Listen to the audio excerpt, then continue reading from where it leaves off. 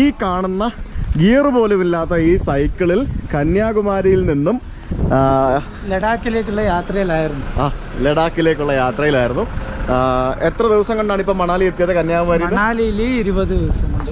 കന്യാകുമാരിയിൽ നിന്ന് പുറപ്പെട്ടിട്ട് ഈ സൈക്കിളിൽ 20 ദിവസം കൊണ്ടാണ് അദ്ദേഹം ഇവിടെ എത്തിയത്. വരുന്ന വഴിക്കൊക്കെ ടെൻ്റൊക്കെ അടിച്ച് താമസിച്ച് ആ ഒരു തരത്തിലാണ് വരുന്നത്. ബൈച്ചേട്ടൻ എന്ത് ചെയ്യുന്നു? ഞാനിപ്പം ചെയ്യുന്നത് കൂലിപ്പണിയാണ് കൂടുതലായിട്ട്. ഇപ്പൊ ഒരു ചെമ്മീൻ്റെ ഒരു ഫാം നോക്കി നടത്തുന്നു.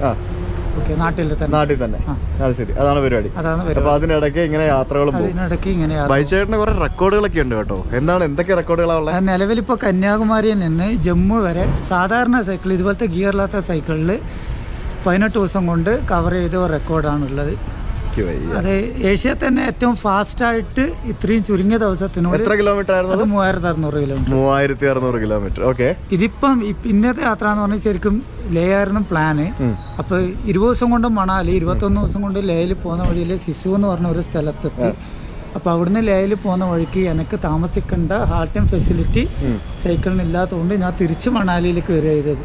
3000 കിലോമീറ്റർ ഇപ്പം 3500 കിലോമീറ്റർ നിലവിൽ ഇപ്പം 21 ദിവസം കൊണ്ട് സിസ് വരെ കവർ ചെയ്തു. എന്തായാലും അതൊരു വ്യത്യസ്ത മൈൻഡാണ് കേട്ടോ വെള്ളം. എന്തായാലും വലിയൊരു അഭിമാനം തോന്നുന്നു. കാരണം ഈ ഒരു ചെറിയ സൈക്കിളിൽ ലഗേജ് ഒക്കെ ഉണ്ടാവില്ല. ടെന്റും ലഗേജും ഒക്കെ ആയിട്ട് ഇങ്ങനെ ഒരു യാത്ര വന്ന ഇദ്ദേഹത്തെ എന്തായാലും നമ്മൾ അഭിനന്ദിക്കേണ്ട ഒരു കാര്യം തന്നെയാണ്. അപ്പോൾ ഈ വീഡിയോയ്ക്ക് ഇങ്ങേർക്ക് വേണ്ടി ഒരു ലൈക്ക് നിങ്ങൾ കൊടുക്കുക. അപ്പോൾ ഓൾ ദി ബെസ്റ്റ്. നടക്കട്ടെ. ഇത് ഭയങ്കര സംഭവമാണ് കേട്ടോ ഇത്, അല്ലേ? കൺഗ്രാറ്റുലേറ്റഡ് ഒരു കാര്യം തന്നെയാണ്. അതൊരു പ്രത്യേക മൈൻഡാണ് താങ്കൾക്ക്. ആരോഗ്യത്തിന്റെ നെക്സ്റ്റ് ലെവൽ അതാണ്, കണ്ടില്ലേ? ആരോഗ്യത്തിന്റെ നെക്സ്റ്റ് ലെവൽ. ഭൂട്ടാനിലേക്ക് ചവിട്ടിയിട്ടുണ്ട്. ആണോ? പിന്നെ 2015 കന്യാകുമാരിന്ന് ലേയിലേക്ക് 4500 കിലോമീറ്റർ കവർ ചെയ്തിട്ടുണ്ട്. 2015 അടിപൊളി. 29 ദിവസം കൊണ്ട്. ആണല്ലേ?